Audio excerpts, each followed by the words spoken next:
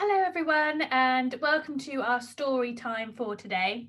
I thought we would start reading a book called Pinocchio, but this one is written by Michael Morpurgo, who I'm sure lots of you have heard as he is a fantastic children's author. So I thought we would start this and see how far we get. And if you really enjoy it, it might be one that you want to maybe ask for as a birthday or Christmas present, or maybe it's one that you could save your pocket money up to buy, or maybe you might be able to get it from the local library or find a copy at your school when we get back to school if we don't manage to finish it. But we'll see how we get on. So, Michael Morpurgo's Pinocchio. Question 1, Chapter 1.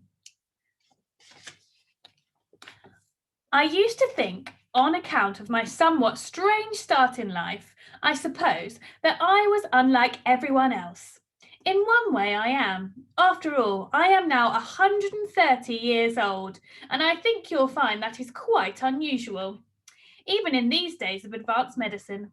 I have had a while to think on the important things in life, and one of the most important is the business of growing up. What fun it is! How difficult it is. It makes you what you are. It certainly made me what I am. Look, there's a picture there. Do you think that might be Pinocchio? Lovely illustrations in this book. Now, there's no point in pretending here. I was and still am deep down a puppet. Everyone knows Pinocchio is a puppet. Signor Carlo Collodi first told my story when he made me instantly recognizable. And then Mr. Walt Disney made a fantastic film about me, with songs for goodness sake. So I reckon I must be just about the most famous puppet the world has ever known. But the truth is, I'm not just a puppet. I'm more than just bits of wood and string. I'm me. So actually, I'm quite like you. I mean, you're not just skin and hair and flesh and bones, are you? You're you. So in that sense, if you think about it, we're pretty much the same, aren't we? And we're the same for another reason too. To begin with, I may have been just a block of wood about to become a puppet. But you were not much better, you little wriggly thing about to become a person. Then we get born, one way or another. It wasn't just the block of wood or the wriggly thing that made us what we are. For better or for worse, it's what we then make of our lives and happen to us afterwards. So I thought it was about time that I, Pinocchio, told you my story in my own words, not so you can learn from it so much, but so you can see that no matter what we are made of, we all have an exciting and difficult time growing up. Anyway, that's the boring bit over with.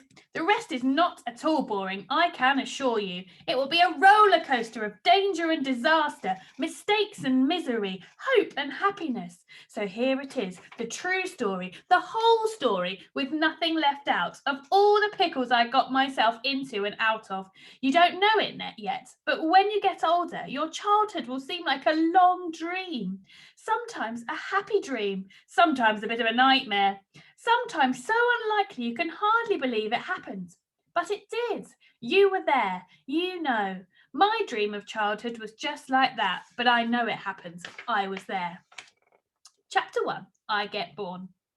So here's how I began. I was a tiny cherry pip in a blackbird's beak. The blackbird dropped me in an orchard below a town called Naples, and I fell to earth. After a while, I grew into a fine cherry tree, blossoming wonderfully each year, until one winter's day a raging storm blew over me, and the next thing I know, I am nothing but a piece of wood, a branch in a pile of other branches waiting to be burnt. And that would have been that. That would have been no Pinocchio. But as luck would have it, along came an old wood carver. He was whistling away as he searched through a pile and talking to himself. He picked me up, turned me this way and that, peered at me, smelled me even. This will do very well, he said. Cherry wood, the best for carving, just what I've been looking for. He looked about him nervously. No one is around. No one will notice, will they? He tapped me with his knuckle, knocked me against a tree. Yes, you'll carve perfectly. That was when I spoke my first words. I'd heard a lot of speaking in my life, so words came easily. I just never needed them before. Excuse me, I said, but I do wish you wouldn't keep knocking me about like that. It hurts. And carving me up, I'm sure will hurt a great deal more. I don't like the sound of it one bit. He heard me. I know that because in his surprise he dropped me on his foot. When he'd stopped hopping about, he began to search around, wondering where on earth the voice had come from. Anyway, you can't just steal me, I went on. All right, he said, clapping his hands to his ears. I will pay. Here, look, I'm leaving a coin for you on the woodpile. And with that, he tucked me under his arm and legged it. All the way I kept shouting and shouting, begging him to take me back. By the time we reached his house, I'd been shouting so loud and for so long that I'd lost my voice completely. All around the walls of the house hung the tools of his trade. Chisels, planes, hammers, drills. I was terrified.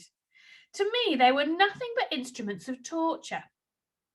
But when I tried to protest, nothing would come out, not a squeak, not a whisper. When I saw the lady sitting by the fire, staring sadly into the flames. Carissima mia, said the woodcutter. See what I have for you, my darling. She turned and looked. Ugh, not another log, she sighed.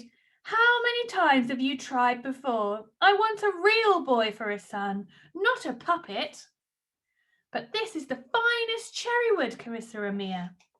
And when I touch it, it has life. I feel it. I smell it. I can almost hear it. You'll see, my darling, with this piece of wood, I will make you at last the son you have always longed for. Geppetto's wife shook her head, and I could see there were tears in her eyes. You are the kindest of men, Geppetto, and I love you because you never stop trying, you never stop hoping. But it's hopeless, I tell you, hopeless. We'll never have a son of our own. And again she turned her face to the fire and wept. Geppetto the woodcarver took his tools down from the wall, rolled up his sleeves, and wiped his nose with the back of his hand. Ooh. Then, looking down on me, he said, I will make a boy of you, block of wood. I will make a son for my darling wife and me. So lie still, be good. It won't hurt. I was terrified. I tried to yell, I tried to screech, but no sound came out. So, of course, he heard nothing. But I need not have worried. Geppetto was right. It didn't hurt at all. It just felt as if he was tickling me. My hair, my ears, my forehead. As he worked on them, chiseling them into shape, they simply tickled. I wanted to giggle, to laugh out loud, but I couldn't. And when he made my eyes, I couldn't move them either, not at first. All I could do was stare at him. It's rude to stare, you know, he said. I knew a little boy once who stared, and he picked his nose too. He was called Pinocchio. There we are. That shall be your name, Pinocchio. Now for your nose, which you should never pick, because that is ruder even than staring, and Carissima Mia would not like it. Geppetto had trouble with my nose. It seemed to be too long for my face, but he didn't want to risk cutting it off altogether, so in the end he left it too long, something I often blamed him for later on. Children often blame their fathers and mothers later on in life. It's quite natural. The real trouble came when he made my mouth. Now I could giggle and laugh, but not out loud yet, because I still had no voice. You remember, but inside, I was killing myself laughing. If you know what I mean, it tickled so much. The face was the most complicated part. That's what took the time. After that, the neck, the shoulders, the stomach, the legs, the arms, the hands all came fairly easily. I could see how excited Geppetto was, how delighted he was with his handiwork. At last, as I lay there on the table, arms and legs outstretched, staring at him, he stood back, hands on hips, smiling down at me. You'll do, Pinocchio, he whispered. You'll do. Then he picked me up gently in his arms and carried me over to where his wife was still sat gazing into the fire, brushing her tears away. He set me on her knee, took her arms and put them round me so that I was cradled on her lap. One large tear fell on my cheek, and suddenly I could move. Suddenly my voice came back to me too. Mama, I cried. Papa, Pinocchio. They were both so happy. Mama held me higher and then hugged me to her. They took a hand each to help me walk, but after going once or twice round the room, I didn't need them anymore. Within moments, I was walking on my own. A little wobbly, maybe, but not falling over, not once. Then I was running all around the room, skipping with joy, jumping over the stools. I could do splits. I could do somersaults. I could stand on my head. Our brave little Pinocchio, Geppetto cried, catching me up and settling me on his shoulder. We have a son at last, a boy of our own, and together my new mamma and papa took me out into the streets to show me off to the world. As word spread about the town, everyone in Naples came running to see me. He is not a boy, they shouted, pointing at me and mocking me. He's just a puppet without any strings maybe, but a puppet nonetheless. He can't talk, they cried. He can, Geppetto told them triumphantly. Say something to them, Pinocchio. Of course I can talk, I said. I can walk with no one holding me, I said. And I did. I can dance, I said, and I did. Tap dancing was easy with wooden feet. I can do somersaults and handstands too. They were amazed. Everyone was, but they didn't stop laughing at me. And what was worse, they laughed at Mama and Papa too, who I could tell were so proud of me. Look how his wooden head wobbles when he walks. He isn't a proper boy, they said. A proper boy has a mind of his own, goes on adventures. You can't make a mind out of wood, Signor Geppetto. He's not a real boy at all. Wobble head, clumpy feet, big nose. That was it. I had had enough of all their insults. I took off, legged it, did a runner, and I could run.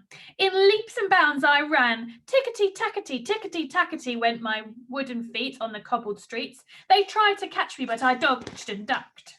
Grab him, they shouted. Catch Pinocchio! The whole town was after me. I had almost escaped when there, ahead of me, barring my way, there was a huge, burly policeman. Carabiniere, legs apart, arms wide open to catch me. Go through his legs, I thought. It's the only way to get past him. But he grabbed me by my nose. Can you imagine the indignity of it? And then he carried me under his arm back to Mama and Papa, who took me home at once and put me to bed. Never run away again, Pinocchio, Mama said, hugging me tight and kissing me. Then she brought me a mug of hot milk. You gave us such a fright, Geppetto said. We thought we'd lost you for good. No matter what anyone says, you are our dear son, our little boy, and this is your home. Tomorrow you will go to school like all the other boys and girls. What happens at school? I asked them. You will read books and learn to spell, learn to write and add up and take away. You will learn to have a mind of your own. But I already have a mind of my own, I said. I don't like this school idea at all. You'll love it, they told me. You'll soon make lots of friends. But I didn't love it, and I didn't make lots of friends. In fact, not one. All the others did was laugh at me and tease me because I was different. And the teachers were just as bad. The moment they found me staring out of the window daydreaming, which was quite often, I wanted to be out there exploring the world, not stuck in a classroom. They put me in the corner with a dunce's cap on my head. I was standing there in the corner one day when I made up my mind. I knew it would upset Mama and Papa, and I felt bad because, after all, they fed me and looked after me and loved me, but I couldn't stand it any longer.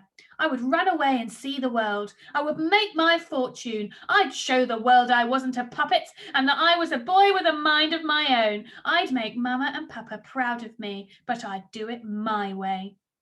All right. I know now that it was a really stupid idea, but don't think too badly of me. I don't think I was that different from most of you who are reading this, except, of course, that I was made of wood. But that wasn't my fault, was it? I was a wooden head, a puppet with very little sense. I just wanted to have a good time, do my own thing. That's natural, right? What an amazing start to a story. I already want to read the next chapter, but I think I'll save that for tomorrow. So tomorrow's chapter, chapter 2, 1 talking cricket and 2 smoking feet. I wonder what that could be about. So I hope you enjoyed our story time for today. I will see you tomorrow. Bye.